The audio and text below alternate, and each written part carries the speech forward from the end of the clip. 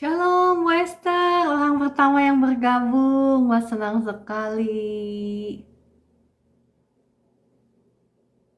Shalom semuanya yang baru bergabung, Kakak Dian dan semuanya, Ibu Linda. Shalom, shalom.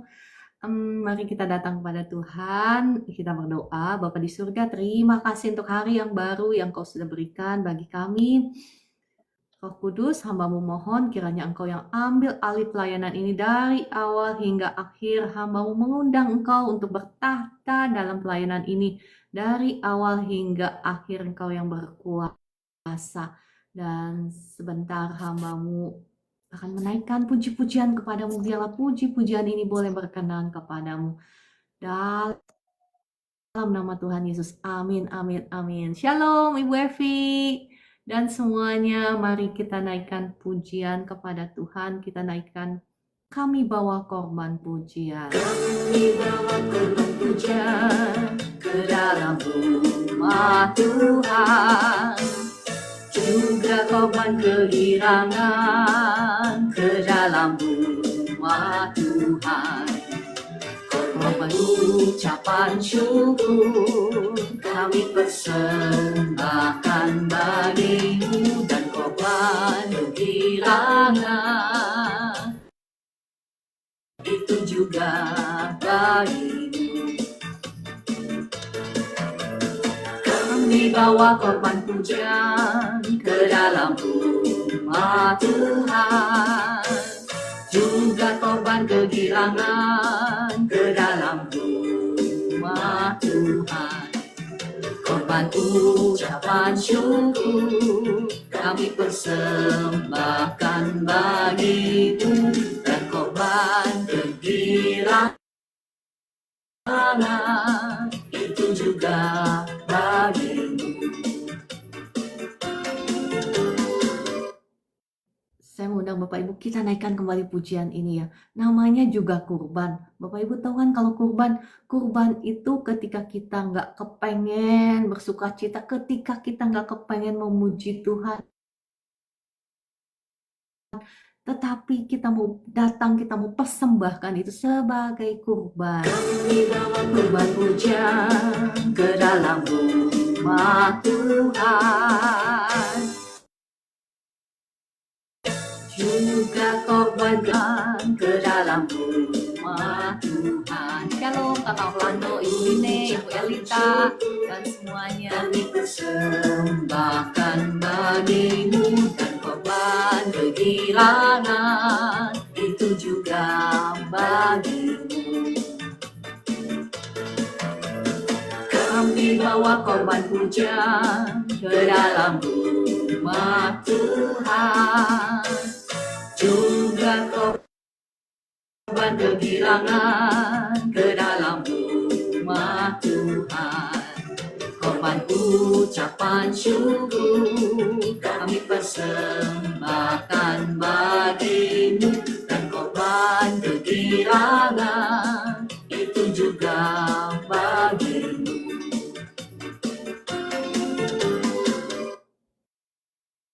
Oke, cepat sekali ya lagunya ya.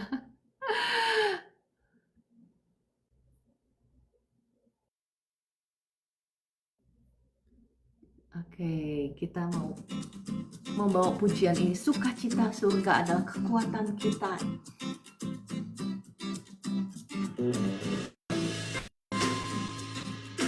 Jangan setuju Bapak Ibu dengan perasaanmu, jangan setuju dengan keadaanmu ya.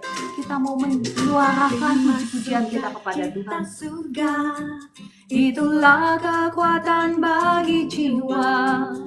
Ku dapat rasakan kasih-Nya di tengah badai yang bergelora.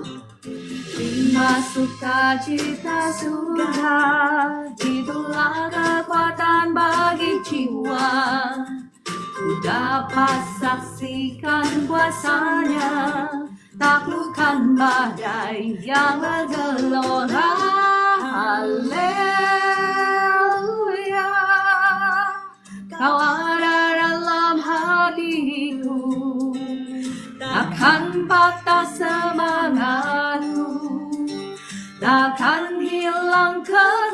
kekuatanku. Haleluya. Ku mau bersorak bagimu, sukacita surga nyata penuhiku.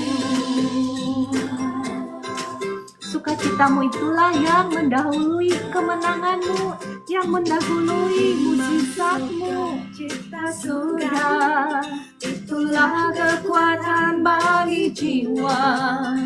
Ku dapat saksikan kuasanya, taklukkan badai yang bergelora. Haleluya.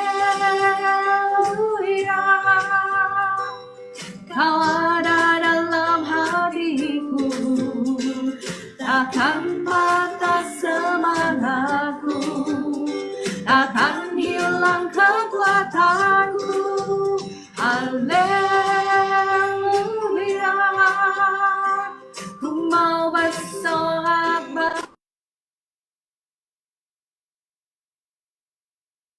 bagimu. Kita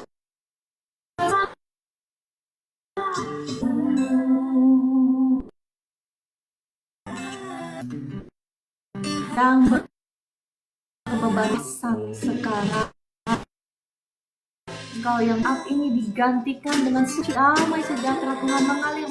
Engkau yang khawatir, Engkau yang sedang cemas, sekarang digantikan dengan damai sejahtera Tuhan mengalir menjamah Bapak Ibu semua dimanapun kau berada. Terima kasih Roh Kudus untuk kasih sayangmu memeluk setiap kami saat ini dimanapun kami berada. Dalam nama Tuhan Yesus, kan hilang kekuatanku. Haleluya. Ku mau bersorak bagimu, sukacita surga nyata penuhiku.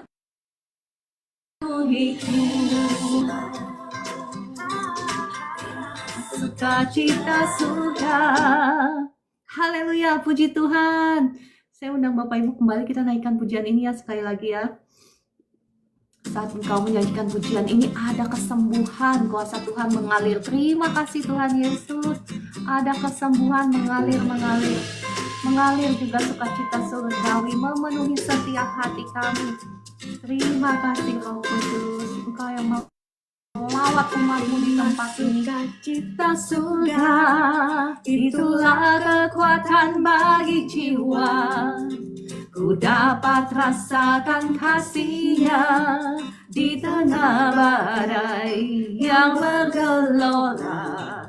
Terima sukacita surga itulah kekuatan bagi jiwa. Ku dapat saksikan kuasa-Nya, taklukkan badai yang bergelora. Haleluya. Kau ada dalam hatiku, takkan patah semangatku, takkan hilang kekuatanku. Haleluya. Ku mau bersorak bagimu, sukacita surga nyata penuhiku.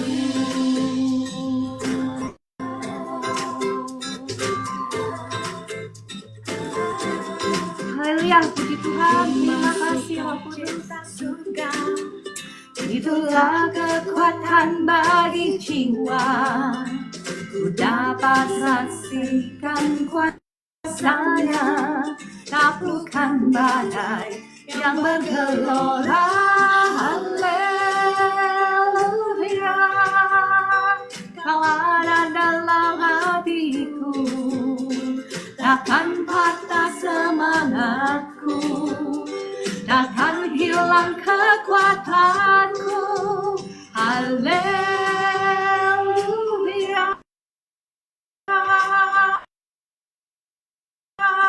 Ku mau bersorak bagimu, sukacita surga nyata penuhiku.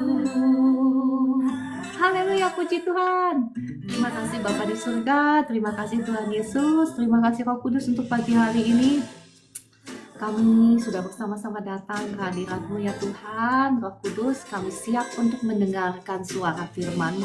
Mari Roh Kudus, kiranya Engkau yang ambil alih setiap perkataan yang akan keluar dari bibir mulut hamba-Mu ini. Biarlah hanyalah perkataan-Mu saja. Dan kiranya Roh Kudus, tolonglah setiap kami umat-Mu yang ada di sini. Terangi kami dengan kebenaran firman-Mu. Segala kuasa-kuasa yang menghalangi pemberitaan firman-Mu saat ini hancur patah, kami tolak keluar dalam nama Tuhan Yesus. Roh Kudus, kiranya Engkau yang ambil kendali, urapi setiap kami, penuhi setiap kami dengan urapan baru-Mu dalam nama Tuhan Yesus. Amin. Shalom semuanya, sudah ada sukacita. Shalom, ada Ibu Pingting, ya Ibu Elita Tarigan, selamat bergabung. Dan semuanya, Bapak Ibu boleh bantu tap layar, boleh bantu share sehingga semua bisa mendengar kebenaran firman Tuhan ini dan bisa terberkati. Ya, goal saya, harapan saya, kita sama-sama benar-benar paham bahwa pilihan itu tetap ada di tangan kita ya. Walaupun Tuhan sangat mengasihi kita, tetapi Tuhan sudah memberikan kita pilihan. Apakah kita mau menjadi orang-orang yang takut akan Tuhan? Takut akan Tuhan udah tahu ya, bukan takutnya takut gimana gitu. Kemarin saya sudah share, takut akan Tuhan itu apa sih? Menjadi orang-orang yang sungguh-sungguh beribadah kepada Tuhan, atau orang-orang yang mengabdi kepada dunia ini, orang-orang yang mencintai UANG. Dan kemarin kita sudah belajar dari raja-raja Yehuda, konsekuensinya ketika kita sungguh-sungguh mengasihi Tuhan, kita sungguh-sungguh beribadah kepada Tuhan, apa yang dialami, apa yang dituai dengan orang-orang yang meninggalkan Tuhan, mencintai hal-hal yang lain yang ada di dunia ini. Oke, kemarin kita sudah sampai kepada Raja Rehabeam, anaknya dari Raja Salomon. Nah, pagi hari ini kita mau membahas tentang Raja Abia. Raja Abia itu anaknya dari Raja Rehabeam. Jadi kita sedang membahas keturunan dari Raja-Raja Daud ya. Raja-Raja Daud ini, maksud saya keturunan dari Raja-Raja Daud. Nah, raja-raja ini sebetulnya simbolik berbicara tentang Anda dan saya, karena Anda dan saya ini dikatakan di Perjanjian Baru adalah imamat yang rajani. Kita juga adalah imam-imamnya Tuhan pada zaman Perjanjian Baru ini. Kita juga adalah raja-raja sesungguhnya ya. Raja-raja karena kita adalah anak raja. Nah, ini berbicara tentang Anda dan saya, dan kita mau belajar dari teladan-teladan yang sudah dituliskan di Alkitab supaya kita bisa meneladani yang benar dan menghindari kesalahan-kesalahan yang sama yang raja-raja Yehuda terdahulu sudah lakukan, supaya kita bisa mengalami janji Tuhan dalam kehidupan kita.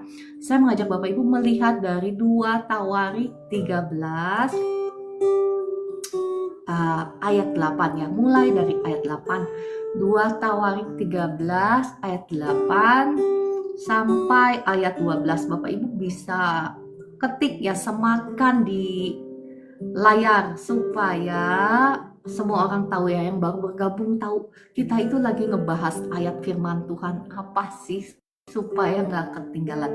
2 Tawarik 13 mulai dari ayat yang ke-8 sampai dengan ayat yang ke-12. Ya, terima kasih Bu Eli, terima kasih Kak Orlando ya.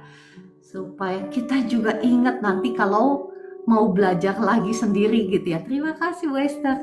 Kalau mau belajar sendiri di rumah nanti bisa dibuka kembali ya Kakak Pimping. Terima kasih semuanya. Oke, saya mulai mau membacakan ya.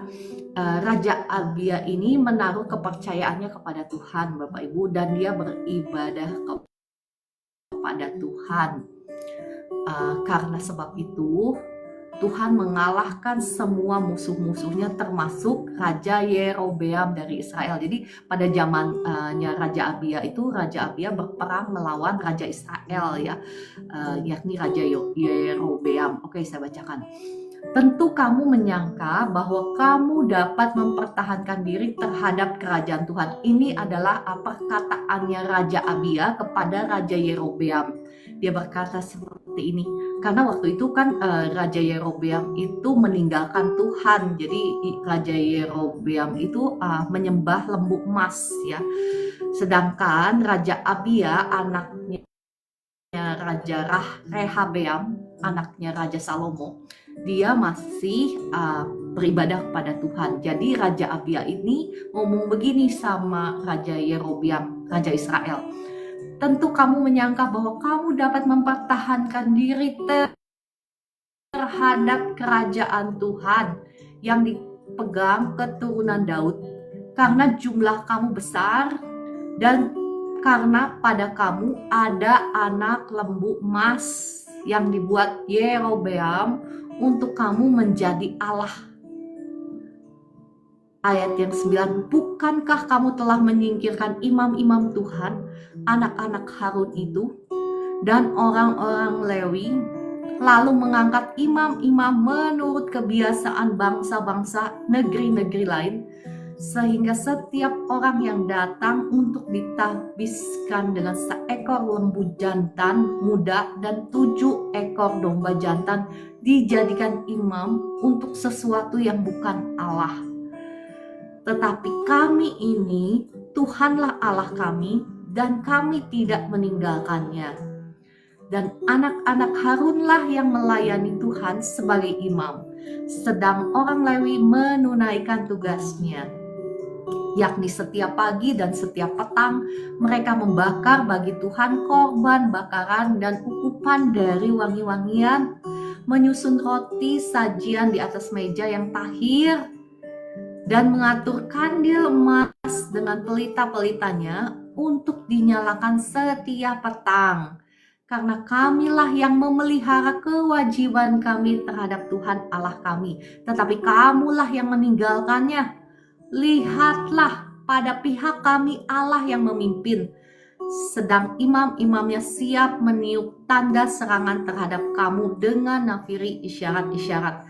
Hai orang Israel, jangan kamu berperang melawan Tuhan Allah nenek moyangmu, karena kamu tidak akan beruntung. Perhatikan itu, kamu tidak akan beruntung. Oke, saya mau bahas satu persatu ya. Di sini di ayat yang ke-8, Raja Abia berkata seperti ini kepada bangsa Israel.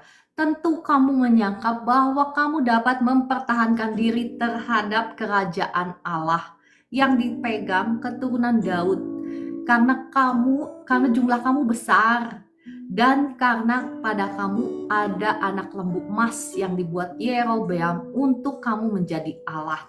Perhatikan Bapak Ibu ya, Raja Abia ini berbicara seperti ini kepada bangsa Israel, dan dikatakan bahwa tentu kamu menyangka bangsa Israel ini karena jumlahnya ya otomatis jauh lebih besar ya dibandingkan bangsa Yehuda, karena bangsa Yehuda itu hanya satu suku, dan sebagian suku bangsa Benyamin yang bergabung ya, tetapi ya namanya aja Yehuda, jadi cuma satu.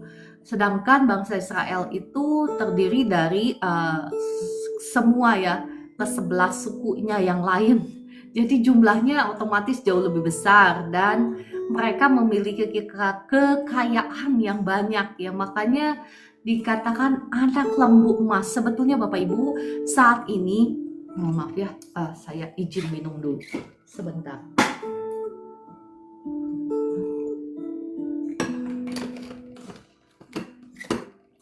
Ya, sebetulnya anak lembu emas ini berbicara tentang kehidupan Anda dan saya sekarang ya. Bangsa Israel ini mengandalkan anak lembu emas, itulah Allah mereka sebetulnya. Saat ini saya nggak tahu apa yang engkau dan saya andalkan ya, Mungkin bukan engkau, tetapi orang di luar sana gitu ya. Orang percaya di luar sana saat ini, apa yang umat Allah andalkan? Apakah mereka lebih percaya kepada Tuhan sebagai penyedia, ataukah kita umat Tuhan itu lebih percaya kepada rekening bank kita, atau lebih percaya kepada gaji kita? Ya kan? Nah, ini sebetulnya berbicara tentang hidup kita zaman sekarang. Cuman pada waktu zaman dulu, ya bentuknya itu, kalau UANG menyembah UANG itu menyembah lembu emas. Itu emas menyimbolkan UANG. Nah, sebetulnya berbicara tentang kita kan sekarang kan, bukankah begitu banyak umat Tuhan yang lebih percaya kepada hasil kerja sendiri, kepada gajinya, atau kepada rekening banknya, dibandingkan kepada Tuhan sebagai sumber penyedia kita, dibandingkan kepada Tuhan sebagai sumber daripada pemelihara kita. Buktinya apa, Bu Ciara? Buktinya nih ya, kalau misalnya, buktinya sederhana. Misalnya Anda disuruh sama Tuhan, misal ya, kalau disuruh sama Tuhan, Ciara gitu ya, kasih ini orang yang susah di depan matamu itu, yang lagi nggak punya duit misalnya, nggak punya beras buat makan. Tetapi misalnya duit tinggal segitu, saya kepada UANG, maka apa yang saya akan lakukan? Tuhan, duit saya cuma segini Tuhan, nanti akhir bulan belum tentu cukup. Itu kan hal-hal sederhana. Memang saya kasih contoh yang ekstrim ya, tetapi itu bukankah hal-hal sehari-hari yang kita hadapin, bukan? Ya kan? Ketika misalnya Tuhan suruh, Ciara, kasih gerejaku yang lagi butuh nih, yang lagi butuh ini, hamba Tuhannya lagi mau mengadakan pelayanan ke kemarin ya saya digerakkan Tuhan gitu ya, pelayanan kemana gitu. Oh iya Tuhan, ke luar negeri jauh gitu ya. Ya Tuhan, ini ada si dolar saya, cuman dolar ini untuk simpanan untuk apa gitu ya. Nah, kalau saya lebih percaya kepada diri saya, apa yang saya lakukan? Nggak mau Tuhan, ini kan duit untuk ini misalnya. Tetapi kalau saya percaya bahwa Tuhan itu sumber penyedia saya, maka apa yang akan saya lakukan? Yes sir, ya Tuhan, siap Tuhan, saya akan melakukannya. Nah, seperti itu Bapak Ibu. Ya, sekarang ini hal-hal sederhana, tetapi hal-hal sehari-hari yang memang kita hadapin, bukan? Kepada siapa engkau percaya? Kepada Tuhan kah sebagai pemeliharamu, sebagai Tuhan, sebagai Raja? Namanya Raja itu apa sih Bapak Ibu? Raja itu suaranya itu kita harus hormat, bukan? Raja itu kalau dia bersuara, kalau dia memerintah, kita harus taat. Itulah artinya takut akan Tuhan, itu hormat kepada firman-Nya. Hormat menjadikan Tuhan sebagai Raja yang memerintah hidup kita, bukan UANG. Tetapi kalau UANG yang memerintah hidupmu, dialah yang akan mendikte engkau dan saya, bukan? Apa yang harus kita lakukan dengan uang kita, bukan? Dia yang akan mendikte kita. Dan jadinya maksudnya kita yang akan menjadi hambanya UANG, betul kan? Ya kan?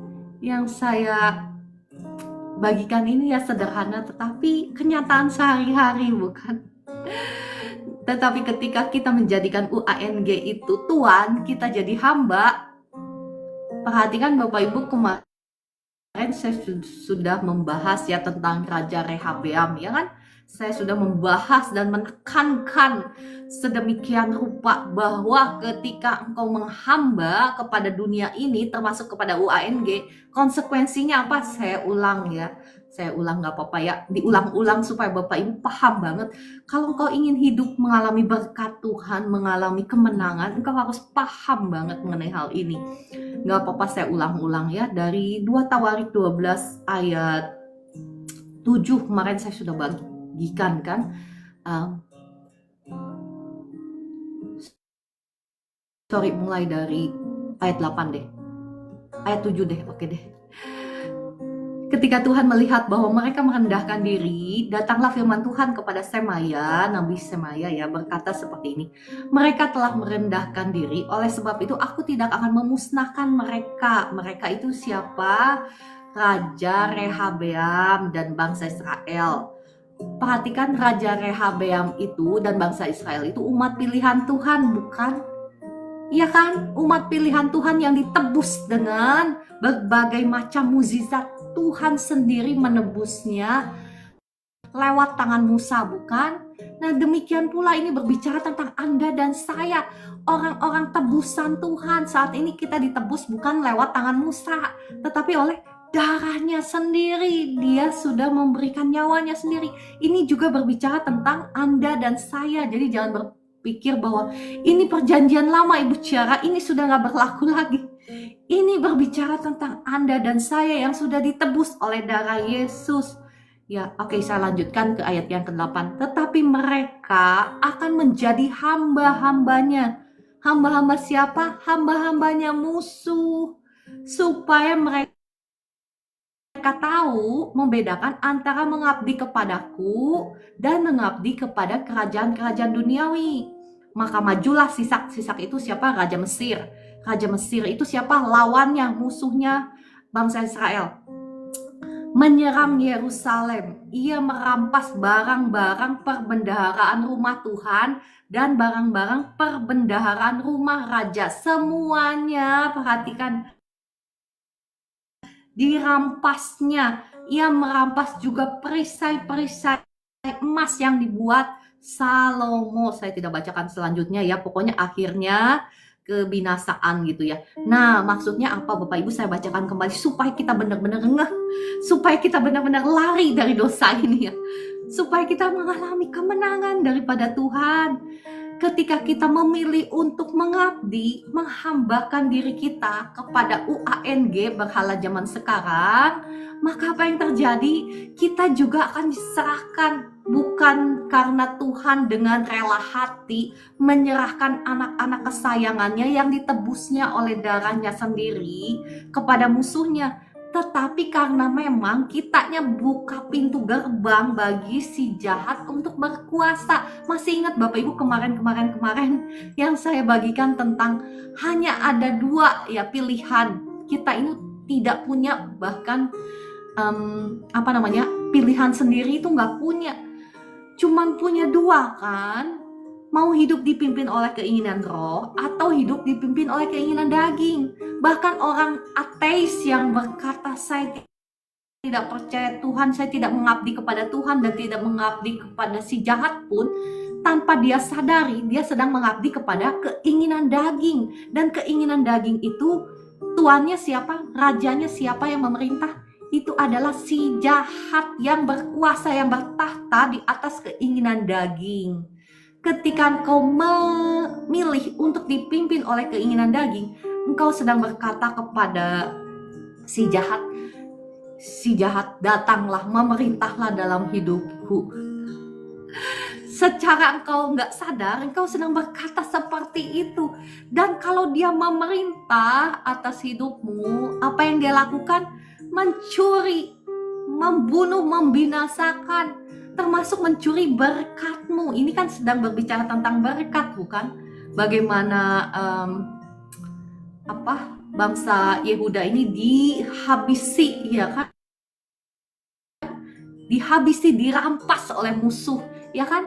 Demikian pula ketika kita menghamba kepada keinginan daging, menghamba kepada UANG, atau menghamba kepada nafsu-nafsu dunia. engkau konsekuensinya ya seperti ini Bapak Ibu. Ya makanya umat Tuhan yang nggak mengerti ya, cuman taunya kita sudah dibenarkan Tuhan, kita sudah diselamatkan, cuman taunya itu doang, tapi nggak tahu kebenaran firman Tuhan yang lain. Makanya mereka tetap ada di dalam penjajahan si musuh, penjajahan si jahat. Ya saya nggak tahu saat ini engkau berada di dalam area-area mana yang masih ada di dalam penjajahan si jahat. Hayo kita mau telaah, Roh Kudus tolong kiranya bukakan pengertian kepada setiap kami yang ada di sini. Area-area mana di dalam kehidupan kami yang masih dijajah oleh si jahat. Kita mau sama-sama hari ini memastikan bahwa kita sudah membuang semua berhala di dalam hati kita ya, supaya tidak ada lagi celah bagi si jahat untuk berkuasa atas hidup kita. Oke, kita balik lagi ya ke 2 Tawarik 13 ayat 8. Kita sudah bahas. Kita mau bahas sekarang 2 Tawarik 13 ayat 9. Bukankah kamu telah menyingkirkan imam-imam Tuhan, anak-anak Harun itu dan orang-orang Lewi, lalu mengangkat imam-imam menurut kebiasaan bangsa-bangsa negeri-negeri lain, sehingga setiap orang yang datang untuk ditabiskan dengan seekor lembu jantan muda dan 7 ekor domba jantan dijadikan imam untuk sesuatu yang bukan Allah. Nah, Bapak Ibu, sebetulnya ini juga ya, kalau menurut saya pewahyuan Roh Kudus yang Roh Kudus berikan kepada saya itu juga berbicara tentang gereja Tuhan sebetulnya. Bukankah kita melihat banyak sekali saat ini ya gereja-gereja Tuhan tanpa menyudutkan siapapun ya, tanpa maksud saya menghormati setiap gereja, saya mendukung kesatuan gereja ya, kesatuan tubuh Kristus. Tetapi sebetulnya ini berbicara juga tentang gereja-gereja yang duniawi Bapak Ibu. Gereja-gereja yang duniawi, bukankah banyak sekali bahkan hamba-hamba Tuhan ya, bahkan kita berkata ya penyembah-penyembah Tuhan ya, singer-singer mungkin ya kalau zaman sekarang, yang mungkin melayani Tuhan bukan dari standarnya Tuhan ya, tetapi gereja-gereja Tuhan memakai standar-standar duniawi untuk memilih pelayan-pelayan Tuhan untuk dijadikan pelayan Tuhan, tetapi bukan dari segi spiritualnya. Dan inilah yang akan membuat gereja menjadi merosot. Ya kan? Mereka, perhatikan, mengangkat imam-imam menurut kebiasaan bangsa-bangsa negeri-negeri lain. Saya perhatikan bahkan di gereja saya ya, gereja yang udah tua sekali, kalau saya sebutkan mungkin Bapak Ibu tahu. Nah, mereka itu, karena saya bisa ngomong begini, kenapa? Karena ya papa mertua saya termasuk salah satu pendirinya, jadi saya tahu gitu ya. Salah satu pendiri gereja yang dimana saya beribadah ya. Cuman saya udah lama gak beribadah di gereja situ ya. Nah, jadi mereka itu memilih hamba Tuhan itu bukan berdasarkan apakah dia mencintai Tuhan, apakah kerohaniannya itu baik gitu ya, apakah dia bisa membuktikan lewat buah-buah pertaubatannya ya, tetapi memilih hamba Tuhan itu berdasarkan apa? Berdasarkan standar dunia. Edukasinya sudah cukup, udah lulus, udah gitu berdasarkan apakah dia punya pengaruh gitu. Bapak Ibu, punya pengaruh apa? Ya misalnya didukung sama kayak pemilihan anggota-anggota politik ya, pemerintahan politik, didukung oleh si A, si B, si C, si D gitu.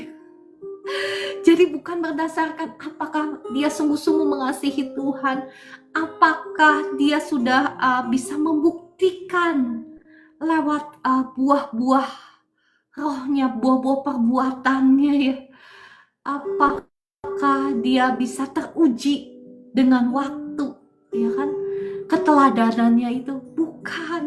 Nah, ini berbicara tentang gereja sekarang. Oke, saya lanjut ya ayat yang ke-10. Kalau nggak cukup waktunya, sudah pukul 4.37. Ayat ke-10 saya bacakan. Tetapi kami ini, kata Tuhan yang percaya kepada Tuhan ya, keturunan Raja Salomo berkata seperti ini. Tetapi kami ini, Tuhanlah Allah kami, dan kami tidak meninggalkannya. Dan anak-anak Harunlah yang melayani Tuhan sebagai imam, sedang orang Lewi menunaikan tugasnya. Ayat ke-11 saya bacakan. Yakni setiap pagi dan setiap petang mereka membakar bagi Tuhan korban bakaran dan ukupan dari wangi-wangian, menyusun roti sajian di atas meja yang tahir, dan mengatur kandil emas dengan pelita-pelitanya. Oke, saya bahas satu-satu ya. Ini sebetulnya berbicara tentang Anda dan saya yang hidup zaman sekarang. Sebentar, kok saya jadi dingin ya? Sebentar. Saya ini memang suka begitu ya, sebentar dingin, sebentar panas. Ketika kuasa Tuhan meliputi saya, kadang badan saya, seluruh tubuh saya itu bisa kepanasan gitu, jadi buka gitu ya. Kadang ya lagi kedinginan ya dingin ya begitu ya. Oke. Setiap pagi dan membakar bagi Tuhan korban. Kita memang sudah nggak ya seperti bangsa Israel zaman dulu yang hidup di perjanjian lama, membakar korban bakaran gitu ya. Karena Tuhan sudah menjadi korban, Tuhan Yesus sudah menjadi korban yang sempurna di atas kayu salib, bukan?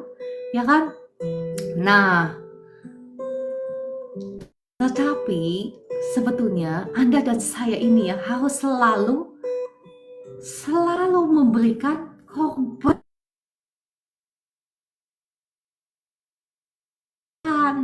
Korban kemarin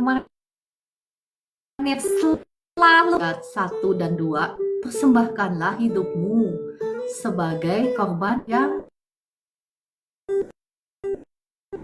hidup, ya kan, yang kudus dan yang bahkan kita ini harus selalu menjadi korban sebetulnya ya. Korbannya yang apa? Kemarin kan saya sudah bagikan di Yesaya 58, mempersembahkan keinginan kita. Bukan hanya mencari keinginan kita, tapi menjadi keinginannya Tuhan, mencari keinginannya Tuhan. Bukan hanya mencari kesenangan kita, tetapi mencari kesenangannya Tuhan. Bukan memperkatakan lagi perkataannya kita, tetapi perkataan-perkataannya Tuhan. Bahkan janji-janjinya firman Tuhan.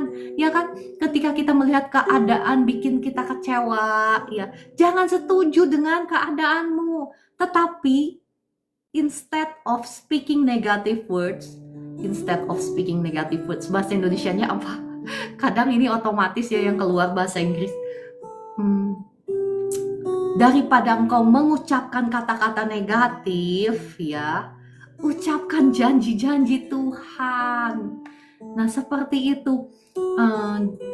Dan kita juga, firman Tuhan berkata, jangan lupa untuk selalu mempersembahkan korban. Korban apa? Ucapan syukur, yakni puji-pujian kita kepada Tuhan. Itulah yang harus selalu kita bakar di hadapan Tuhan. Sama halnya seperti bangsa Yehuda ini ya, mereka selalu membakar bagi Tuhan korban bakaran. Nah, itulah yang harusnya selalu kita lakukan. Itulah sebetulnya ibadah kita yang sejati kepada Tuhan. Kita selalu mengucap syukur kepada Tuhan, memuji Tuhan. Bahkan kata Raja Daud, aku hendak selalu memuji Tuhan. Dalam segala waktu puji-pujian selalu ada dalam mulutku kepadamu. Gak heran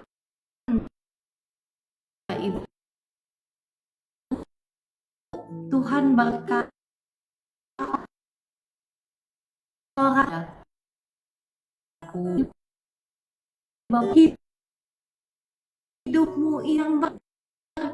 Karena kalau hidupmu itu berkenan pada Tuhan, nggak peduli siapapun Anda, dimanapun kau berada saat ini, Tuhan membawa, mengangkat Daud dari yang bukan siapa-siapa menjadi raja. Tuhan bisa mengangkat engkau dimanapun engkau sekarang berada.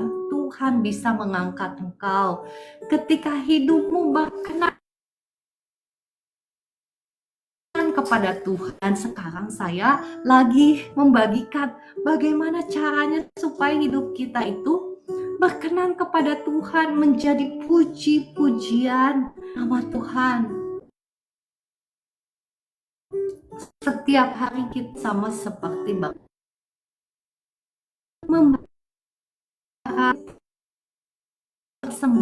persembahan puji-pujian kita, dan perhatikan, dan ukupan dari wangi-wangian ya, semuanya itu menjadi persembahan yang harum di hadapan Tuhan. Ketika kita mengorbankan keinginan kita, misalnya yang sederhana, dan kita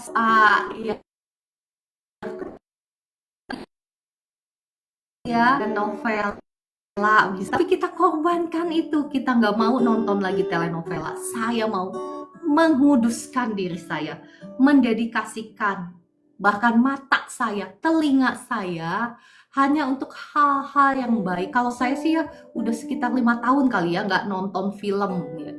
Bapak Ibu itu ya saya sih udah sekitar 5 tahun saya mau menguduskan mata saya ya.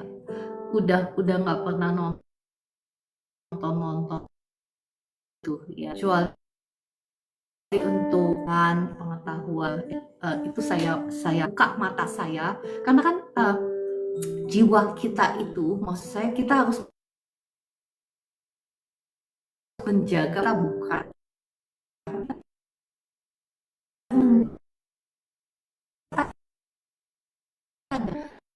dari orang-orang yang kita izinkan untuk bertemu, untuk berbicara, untuk berdialog. Kita menjaga pintu gerbang jiwa kita, karena apa yang masuk itu bisa mempengaruhi apa yang ada di dalam, bukan? Oke, saya lanjut lagi ya. Dari wangi-wangian, menyusun roti sajian di atas meja yang perhatikan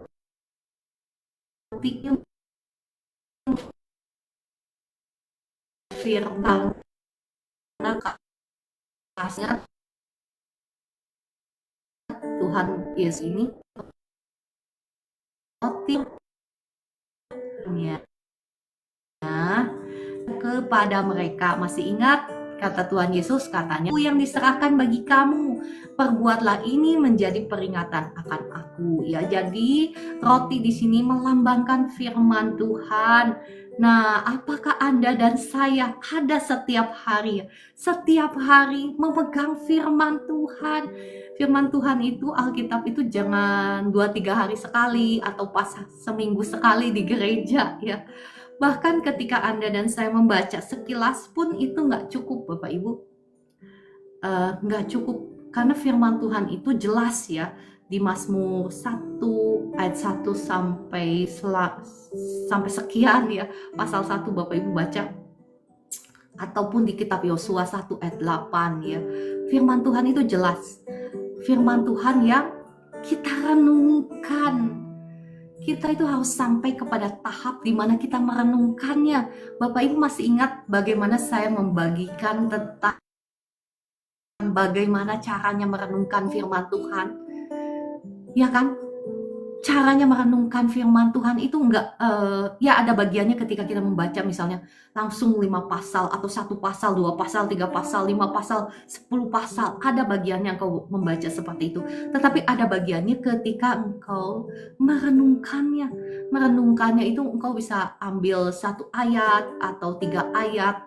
Apapun rema yang Tuhan sudah berikan kepadamu hari itu, engkau merenungkannya. Bahkan engkau bisa berkata seperti ini, "Roh Kudus, tolong bawa saya bawa saya ke dalam pengalaman pribadi di mana saya berjumpa dengan Tuhan Yesus lewat firman itu. Kemarin itu ya saya dibawa ke satu pengalaman yang luar biasa ya. Waduh, kayaknya Roh Kudus memberikan saya pewahyuan, kayaknya saya berada di bawah telapak kaki Tuhan Yesus ya. Saya sedang mendengarkan Tuhan Yesus sendiri berbicara. Saya sampai dibawa sama Roh Kudus itu, saya sampai nggak berhenti nangis. Saya mengalami banget firman Tuhan itu real gitu ya. Firman Tuhan itu jadi hidup. Nah, engkau juga bisa sampai ke situ ya.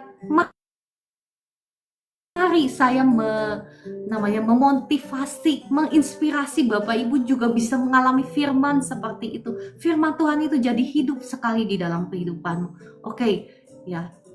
Ini caranya kalau kita juga mau seperti Raja Abia ya.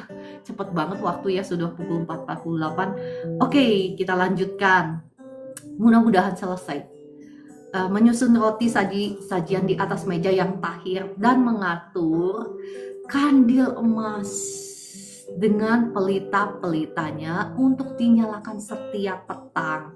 Bapak Ibu, ya bahasa Indonesia agak gimana gitu. Kandil itu apa sih? Mungkin Bapak Ibu ada yang nanya, kandil itu apa sih? Sama, saya juga nggak ngerti kandil itu apa. Ini bahasa Indonesia yang sangat baik ya, sampai kita nggak ngerti gitu artinya apa. Tetapi kalau dalam versi New King James Version itu kita jelas banget ya. Saya nggak punya gambarnya, harusnya ada gambarnya, Bapak Ibu bisa melihat ya. Itu kayak apa namanya, kaki ya, mungkin kaki Dian ya, tempat buat itu loh.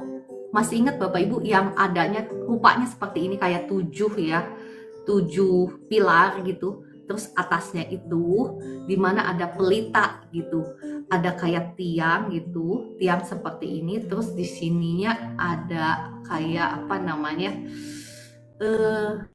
harusnya saya carikan gambarnya jadi Bapak Ibu bisa melihat ya. Jadi tempat pelita gitu, pelitanya itu ada 7 ya. Ini bisa dalam kitab Wahyu itu melambangkan 7 gerejanya Tuhan, atau kadang disebut juga lambang dari 7 roh Allah. Tetapi ya di kitab Wahyu dituliskan sebagai lambang dari gerejanya Tuhan. Nah, ini juga melambangkan Bapak Ibu perbuatan-perbuatan baik kita, karena pelita ini berbicara tentang terang ya. Apakah hidup kita sudah menjadi terang? Sebetulnya firman Tuhan ini berbicara tentang bagaimana Anda dan saya sekarang ya, zaman perjanjian baru ini, bagaimana kita harus beribadah kepada Tuhan. Kenapa dikatakan Raja Abia, Raja Yehuda itu beribadah kepada Tuhan? Seperti apa sih? Mungkin pada zaman perjanjian lama tidak dituliskan bahwa ini itu simbolnya apa, artinya apa. Tetapi bagi Anda dan saya yang sekarang hidup di perjanjian baru, refleksinya, korelasinya apa sih artinya? Ya artinya seperti ini, ketika kita berkata bahwa kita beribadah kepada Tuhan, mau nggak mau kita itu ya harus berbuahkan perbuatan baik, berbuahkan terang. Makanya di sini dikatakan ya, bagaimana Raja Abia ini membanggakan kepada bangsa Israel bahwa kita ini adalah umat yang beribadah kepada Tuhan. Ciri-cirinya apa sih beribadah kepada Tuhan? Waktu itu dia berkata, setiap pagi dan petang membakar bagi Tuhan korban bakaran. Maksudnya apa? Kita mau mempersembahkan hidup kita ini sebagai persembahan yang hidup, yang kudus, yang berkenan kepada Tuhan. Menyusun roti sajian di atas meja. Hidup kita ini gak lepas daripada firman Tuhan. Mengatur kandil emas dengan pelita-pelitanya untuk dinyalakan setiap petang. Maksudnya itu terang kita itu selalu bersinar. Terang kita itu perbuatan-perbuatan baik kita, perbuatan-perbuatan kasih kita, buah-buah pertobatan kita ini selalu ada di dalam hidup kita. Jadi buah-buah pertobatan itu bukan hanya setahun sekali bulan Desember ya Bapak Ibu, ya kan? Banyak sekali kita itu kalau udah bulan Desember, hayo ramai-ramai ke panti asuhan, sampai panti asuhan waktu kemarin itu Bapak Ibu, waktu Desember kemarin ya saya cari jadwal, itu penuh semua. Tetapi kalau udah bulan Januari, Ibu mau kapan aja bisa gitu. Perhatikan, kita melihat bagaimana umat Tuhan itu berbuahnya hanya pada bulan Desember saja. Jadi bulan-bulan berikutnya kayak musim itu ya, namanya apa namanya? Kayak musim kalau pohon alpukat itu kan kalau nggak salah nggak setiap bulan berbuah kan. Jadi ada musimnya, musim Desember baru umat Tuhan itu berbuah. Setiap hari nggak berbuah, bulan-bulan yang lainnya nggak berbuah. Khusus bulan Desember berbuah semuanya. Sampai panti asuhan pun penuh Bapak Ibu. Panti jompo pun penuh semua ya kalau bulan Desember. Oke ya, kita lanjutkan.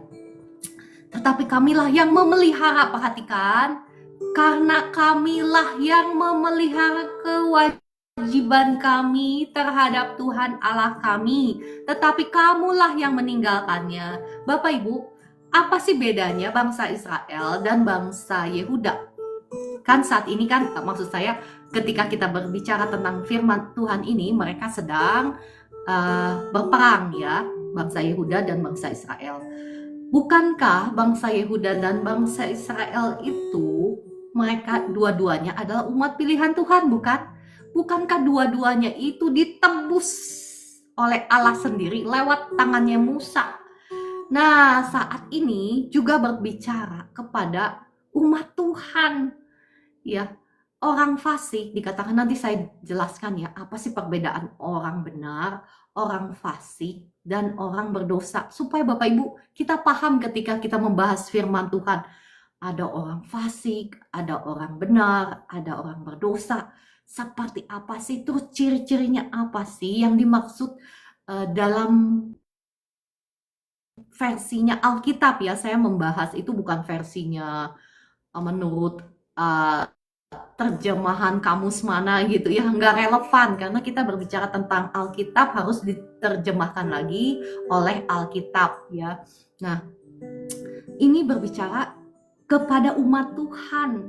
Cuman bedanya antara bangsa Israel dan bangsa Yehuda yang kita baca ini adalah bangsa Yehuda itu mereka memelihara kewajiban mereka kepada Tuhan. Itu bedanya, bukan? Sedangkan bangsa Israel, mereka walaupun sama-sama umat pilihan Tuhan, tetapi mereka tidak memelihara kewajiban mereka kepada Tuhan. Bahkan mereka menjadikan lembu emas. Emas itu simbol dari apa sih Bapak Ibu?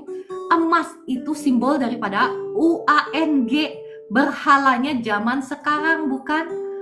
Nah, inilah yang membedakan ya. Oke, Bapak Ibu udah paham kan, udah nangkep ya apa bedanya.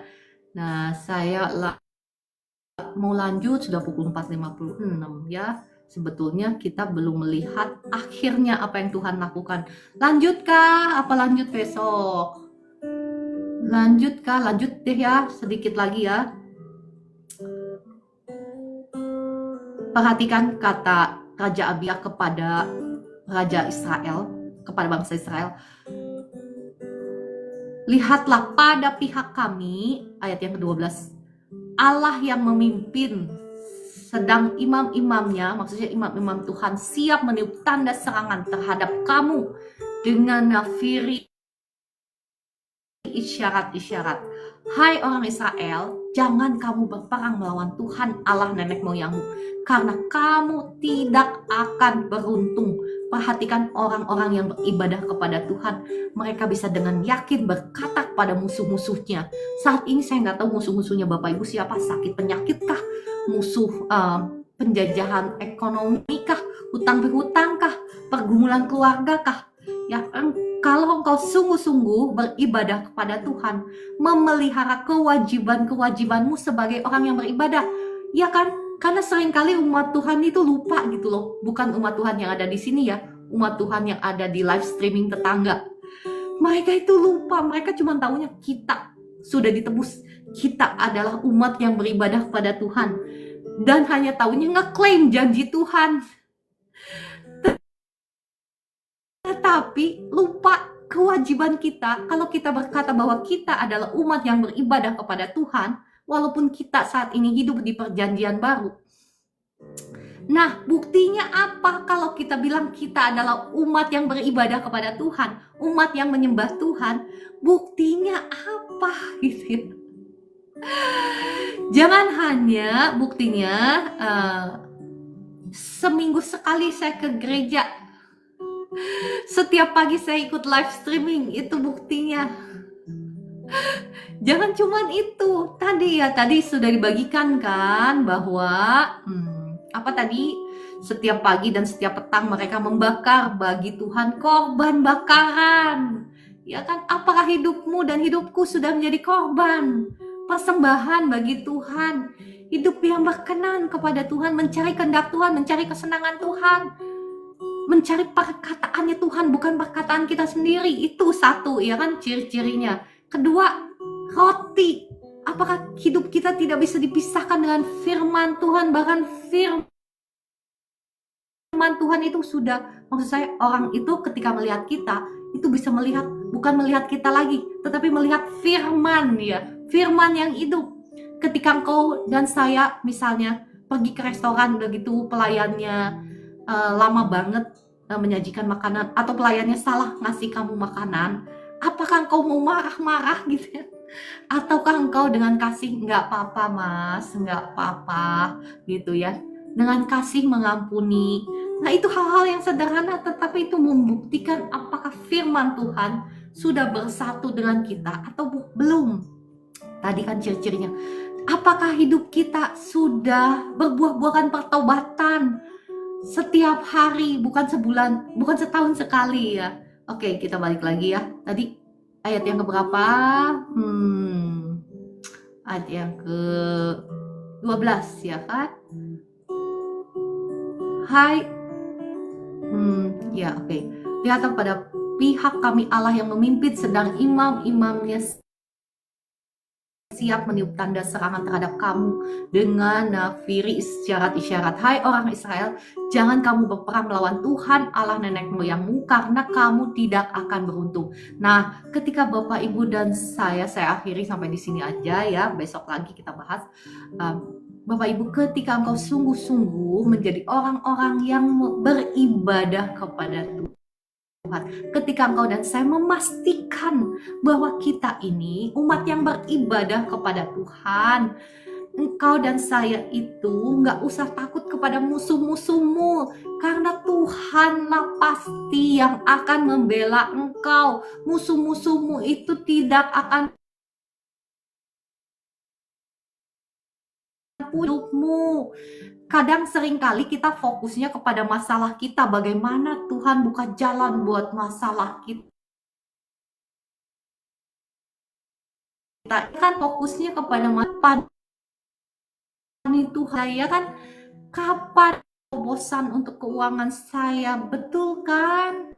Nih saya ini minta misalnya sudah ngeklaim tapi saya belum juga sembuh. Bukankah seringkali kita fokusnya kepada itu?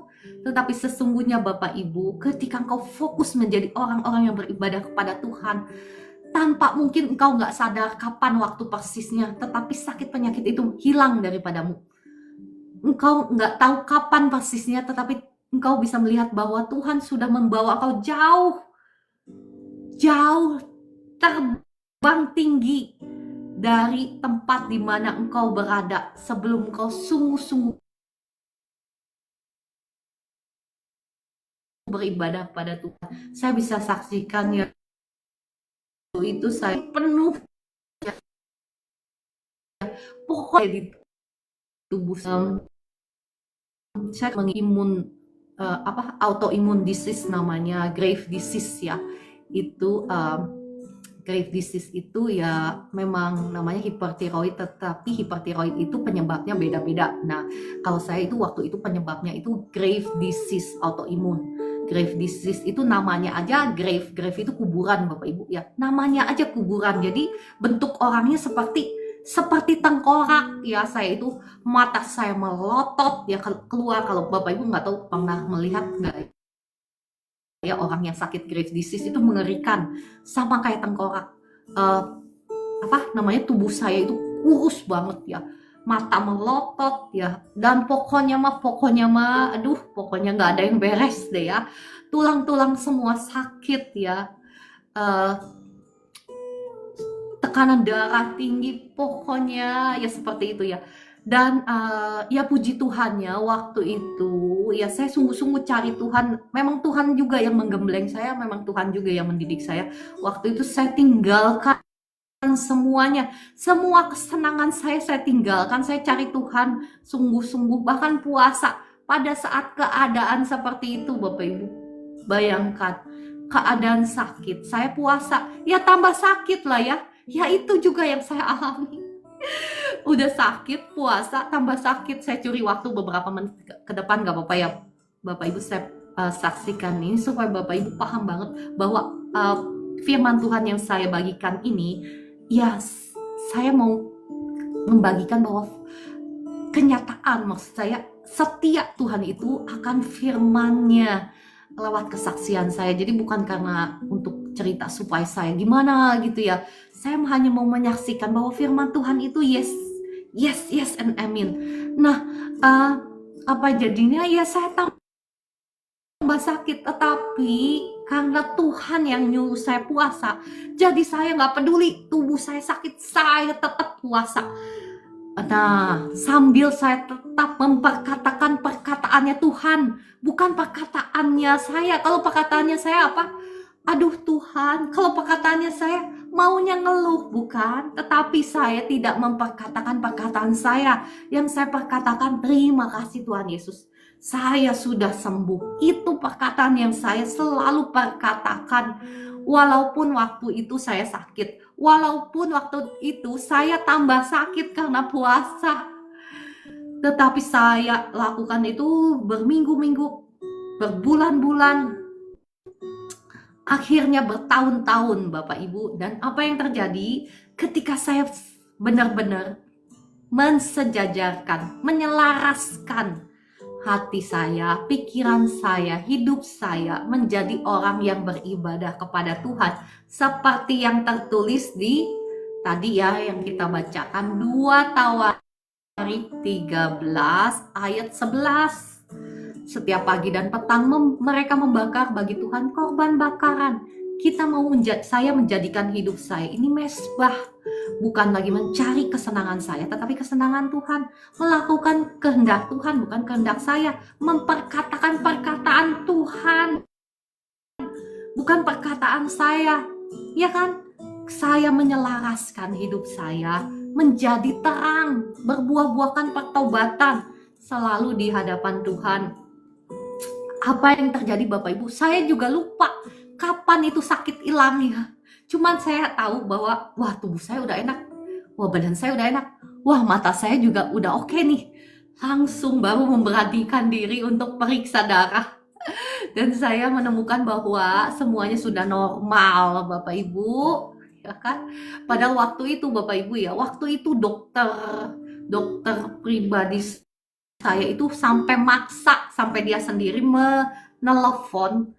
Karena saya disuruh ke dokter spesialis, saya nggak mau. Jadi dianya sendiri yang memastikan, karena dianya sendiri sudah out of hand. Maksud saya, dianya sendiri udah nyerah. Jadi dia suruh saya ke spesialis. Jadi dia sampai nelpon dokter spesialis untuk memastikan saya pergi. Dan itu free of charge, Bapak Ibu. Free of charge kah? Saya lupa. Gratis ya kalau nggak salah. Oh enggak. Kalau spesialis bayar ya waktu itu.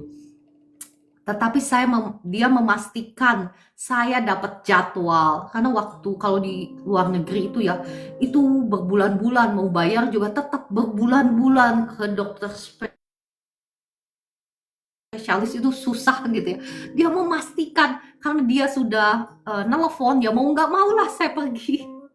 Dan seperti yang saya pikirkan, makanya saya nggak mau pergi. Kenapa? Yang dia katakan itu semuanya jelek-jelek gitu ya. Sampai nakut-nakutin saya nggak berhasil. Jadi si dokter ini memprint satu bundel setebel ini. Suruh saya baca. Ya saya nggak mau baca lah. Udah tahu apa yang dikatakan itu jelek semua. Tahu nggak kamu? Begini. Saya bilang, enggak dokter, saya baik-baik saja dokter. Yang benar kamu baik-baik saja.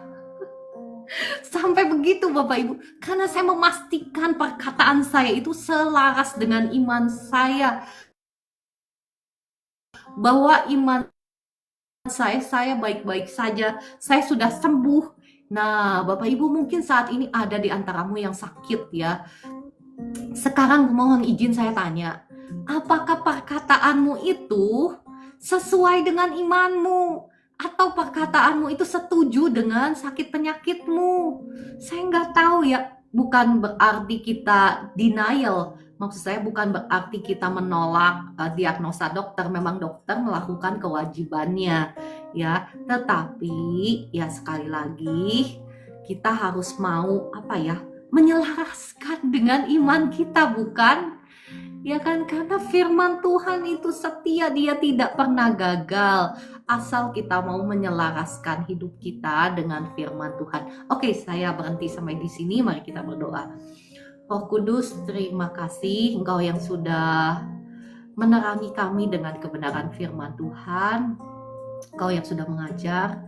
Roh Kudus, tolong setiap kami bukakan mata hati kami untuk kami boleh mengerti firman-Mu sungguh-sungguh, untuk kami boleh mengambil keputusan, mau sungguh-sungguh beribadah kepada Tuhan, mau sungguh-sungguh mengandalkan Tuhan di dalam kehidupan kami, bukan mengandalkan apa yang kelihatan, bukan mengabdi kepada berhala-berhala dunia zaman sekarang ini, yakni UANG, tetapi mau sungguh-sungguh mengabdi kepada Engkau ya Tuhan, karena itulah yang akan menjamin kemenangan kami dalam segala masalah kami saat ini.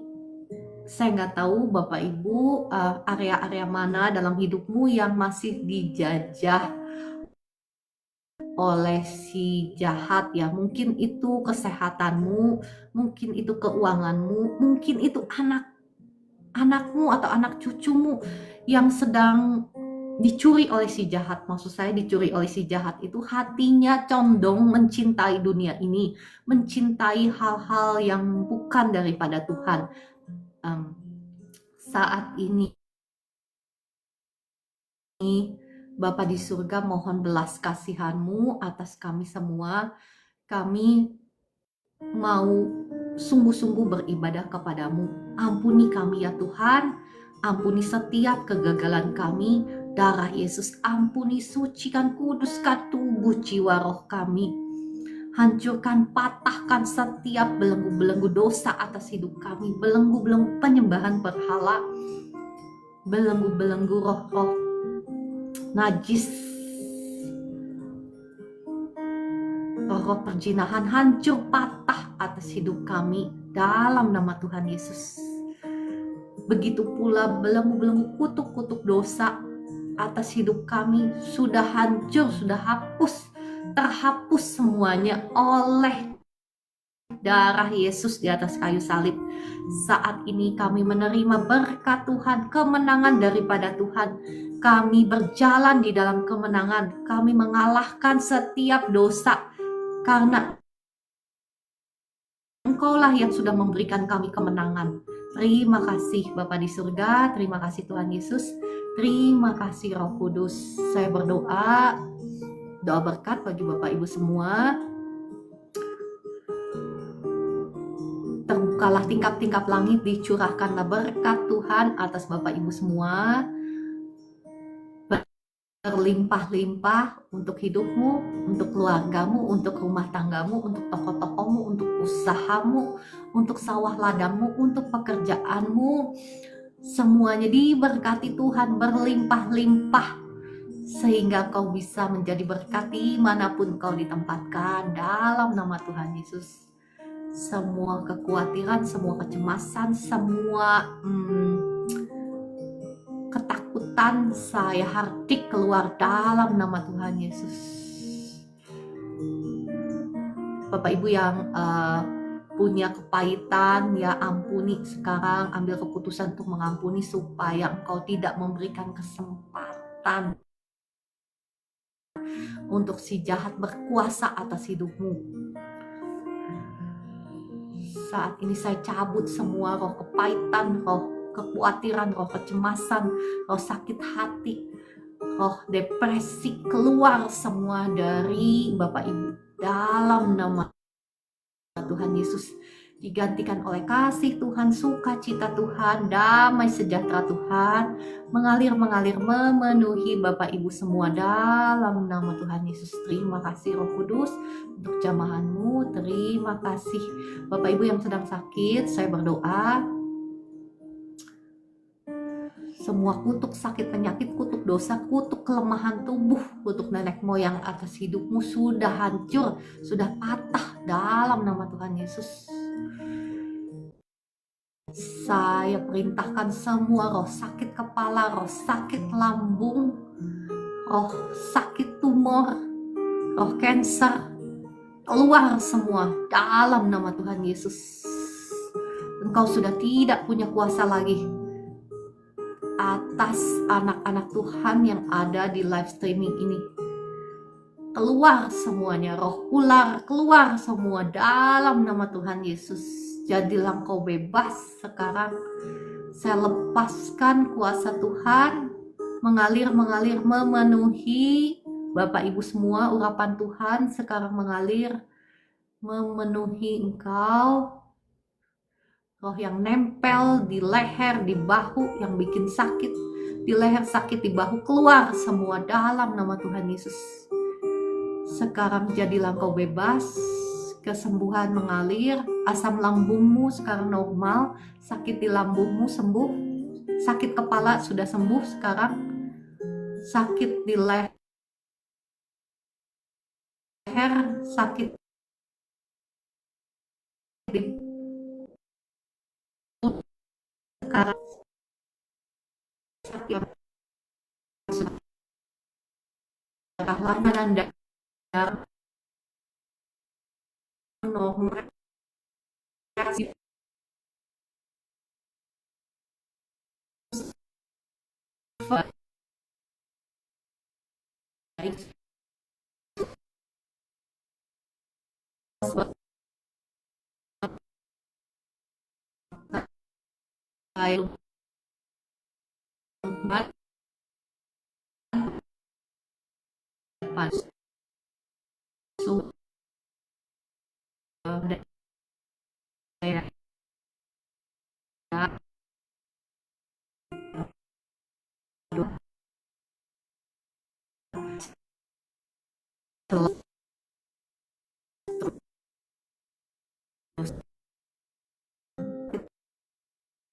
penyakit berat,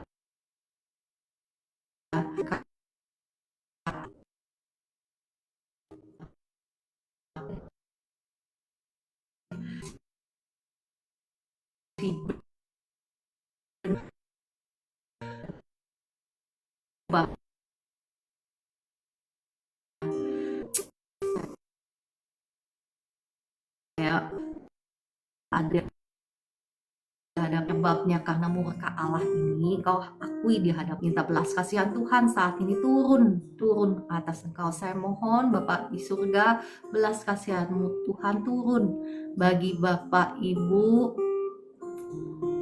Gangguan sinyal ya, mohon maaf.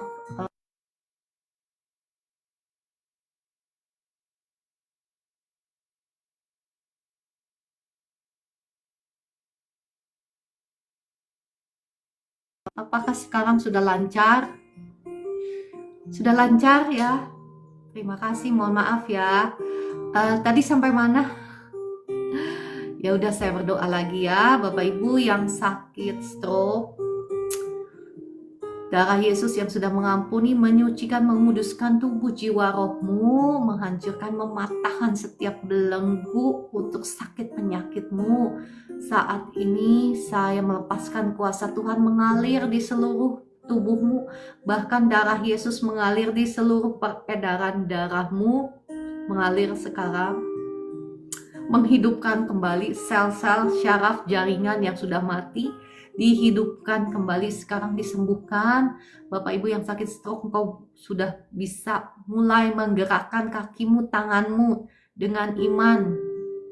Engkau akan alami kesembuhan itu. Ya, terima kasih Tuhan Yesus. Kemarin kalau nggak salah saya mendoakan seorang ibu ya yang sakit, yang habis operasi sakit pinggul ya.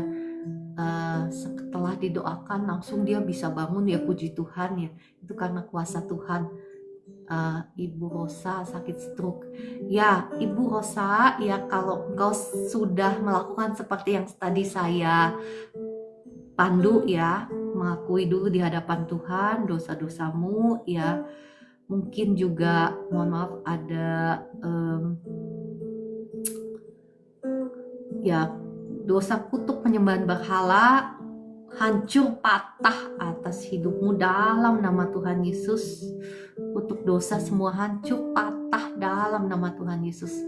Kasih Tuhan mengalir, menghidupkan seluruh sel-sel syaraf dalam tubuhmu. Nah, Bapak Ibu juga engkau jangan setuju dengan usia ya. Kadang ada orang yang berkata seperti ini ketika didoakan, maklumlah mungkin karena faktor sudah sewajarnya sakit gitu ya.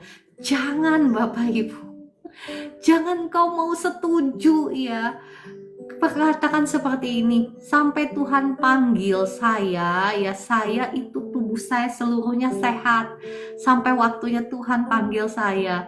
Jangan setuju dengan faktor gitu ya. Ya, apa jadinya kalau saya setuju dengan faktor ya, lutut saya nggak akan sembuh ya. Ya, saya berdoa untuk Ibu Evi. Ibu Evi, saya undang naik ke atas ya, Ibu Evi. Maukah engkau diundang naik ke atas? Mana ya Ibu Evi? Oke, saya ubah dulu screen-nya sebentar. Jangan setuju dengan faktor usia ya. Jangan. Ibu Evi, saya sudah naik, maksud saya sudah undang naik ke atas. Mana ya Ibu Evi? Ibu Evi yang setia. Ibu Evi ini setia banget loh. Ketika engkau setuju dengan punya pikiran itu ya, misalnya terbersit pikiran itu di pikiranmu, udah itu apa? Biasanya langsung susah untuk mengalami kesembuhan karena itu sudah engkau terima jadi kebenaran. Ibu Evi mungkin internetnya jelek ya. Oke, saya berdoa deh langsung ya buat Ibu Evi. Belas kasihan Tuhan turun atas Ibu Evi saat ini. Semua kekhawatiranmu, semua trauma masa lalumu saat ini saya cabut keluar semua dalam nama Tuhan Yesus. Saya lepaskan kuasa Tuhan atas engkau sekarang. Darah Yesus sudah menghancurkan, mematahkan setiap kutuk keturunan, kutuk dosa sudah hancur, sudah patah atas hidupmu dalam nama Tuhan Yesus. Kuasa Tuhan mengalir sekarang menjamah Ibu Evi dari kepalanya. Sekarang saya perintahkan roh sakit kepala keluar dalam nama Tuhan Yesus. Bahkan asam lambungnya juga normal dalam nama Tuhan Yesus. Sekujur tubuhmu sekarang diurapi Tuhan. Urapan kesembuhan ada atas tubuhmu sekarang dalam nama Tuhan Yesus. Sakit di lututmu sekarang saya perintahkan pergi dalam nama Tuhan Yesus. pergi sekarang dalam nama Tuhan Yesus. Sekarang sakit di lututmu sudah sembuh, sakit di kepalamu sudah hilang dalam nama Tuhan Yesus. Tekanan darahmu normal, asam lambungmu normal dalam nama Tuhan Yesus. Amin, amin. Ibu Evi, apa yang Ibu rasakan sekarang setelah didoakan? Roh kutuk keluar sekarang, roh ular keluar, tidak boleh menyentuh lagi tubuhnya Ibu Evi. Engkau sudah tidak punya hak lagi atas Ibu Evi. Sekarang Ibu Evi sudah menjadi milik Tuhan Yesus. Jangan lagi intimidasi Ibu Evi dalam nama Tuhan Yesus. Bu Evi, apa yang Ibu rasakan sekarang setelah didoakan? Oke, kalau gitu puji Tuhan ya. Saya rasa semuanya sudah diberkati, sudah ya saya berdoa juga untuk Pak Richard ya. Kuasa Tuhan mengalir atas Pak Richard. Pak Richard mau diundang naik ke atas kah? Mana Pak Richard?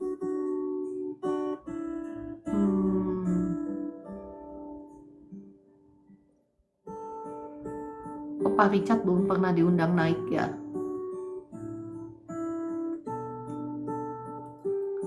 Ya Pak Richard kalau mau didoakan secara khusus ya Bapak boleh klik tombol tamu, saya akan undang naik ke atas.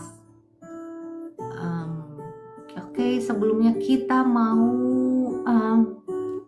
memuji Tuhan, mengucap syukur, doakan air. Oke, nanti setelah kita menaikkan pujian ini ya. Ke dalam rumah Tuhan, aku korban kegirangan. Ke dalam rumah Tuhan, korban ucapan syukur, kami persembahkan bagimu, dan korban kegirangan itu juga bagimu. Ibu Rosa kalau mau dipanggil naik ke atas boleh klik tombol tamu. Bawa korban pujian ke dalam rumah Tuhan, juga korban kegirangan ke dalam rumah Tuhan, korban ucapan syukur, kami persembahkan bagimu, dan korban kegirangan itu juga bagimu.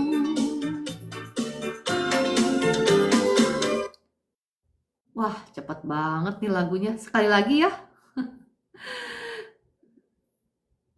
Kami bawa korban pujian ke dalam rumah Tuhan, juga korban kegirangan ke dalam rumah Tuhan, korban ucapan syukur, kami persembahkan bagimu, dan korban kegirangan itu juga bagimu.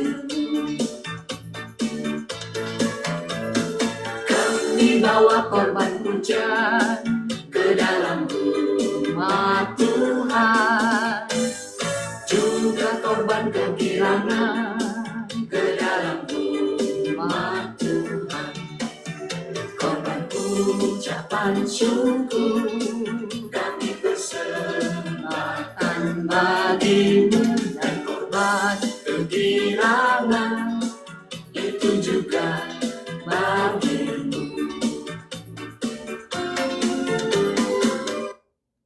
Haleluya, puji Tuhan. Terima kasih Tuhan. Kami bawa ucapan syukur kami kepada Tuhan sebagai korban yang hidup yang berkenan kepada Tuhan. Terima kasih Tuhan Yesus. Ya tadi ada yang mau didoakan. Siapa? Ibu Rosa, Pak Richard. Boleh kalau yang mau didoakan secara khusus. Bapak Ibu harus klik tombol tamu. Oke ya, saya undang Ibu Rosa untuk naik.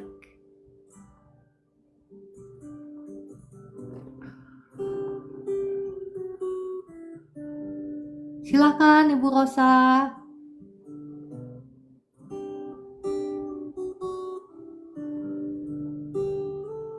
Sebentar ya.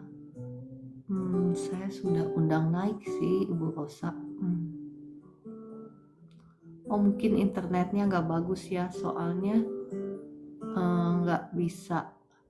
Ibu Rosa, ya sudah. Ibu Rosa bisa ke pesan pribadi saya. Nanti Ibu Esther atau Ibu saya, maksud saya, jadi belepotan ngomongnya, mohon maaf ya. Ibu Esther atau saya nanti yang akan menelepon Ibu ya lewat video call. Ibu Rosa kalau mau didoakan, karena saya sudah undang naik ke atas, tapi kayaknya internetnya jelek, jadi Ibu Rosa nggak bisa naik ke atas. Ibu Rosa kan tadi mau didoakan sakit stroke dan anaknya gatal-gatal. Nah, Ibu boleh. Pengikutnya baru 62, Bu. Oh iya, iya. Tadi saya belum bisa, pengikutnya baru 62. Iya, tapi kan biasanya bisa diundang naik, tetapi kayaknya internetnya jelek, jadi nggak bisa naik. Ibu Rosa boleh pesan pribadi ke saya, nanti Ibu Esther atau saya yang akan telepon balik untuk mendoakan ya lewat video call atau lewat telepon. Oke, kalau gitu saya akan berdoa untuk air minum dan minyak. Bapak Ibu boleh, kalau yang mau didoakan, saya akan berdoa untuk minyak atau tetapi disucikan, dikuduskan dalam nama Bapa, Putra, dan Roh Kudus, sehingga air dan minyak ini akan melakukan tanda-tanda yang heran, perbuatan-perbuatan yang ajaib di dalam nama Tuhan Yesus. Akan menghancurkan, mematahkan semua kuasa-kuasa jahat, belenggu-belenggu kuasa jahat hancur, dan roh-roh jahat lari, dan penyakit sembuh, sakit penyakit hilang ketika air ini diminum, ketika minyak ini dioleskan di dalam nama Tuhan Yesus dengan iman. Dalam nama Tuhan Yesus. Amin. Ibu Rosa, untuk yang anaknya yang sakit gatal-gatal juga bisa dioleskan ya, minyaknya bisa dioleskan. Dalam nama Tuhan Yesus itu akan menyembuhkan sakit penyakit ya, dan Bapak Ibu semua boleh juga kasih kepada orang-orang yang sakit. Oke, kalau gitu saya rasa sudah cukup ya semuanya. Ya, shalom, ada Ibu Vera, Ibu Roberta yang semangat. Terima kasih untuk dukungannya, Ibu Elita, untuk Ibu Yuspin, Ibu Linda yang setia. Ya puji Tuhan, ya Ibu Linda ini setia sekali loh. Untuk Pak Richard nggak bisa naik, nggak apa-apa. Pak Richard kirim pesan pribadi, nanti Bu Esther atau saya atau kita berdua yang akan mendoakan ya. Pak Richard dan Ibu Rosa boleh kirim pesan pribadi. Caranya gimana? Caranya saya juga nggak tahu ya, coba ya. Caranya saya belum pernah juga. Sebentar. Caranya Bapak Ibu gimana caranya sih?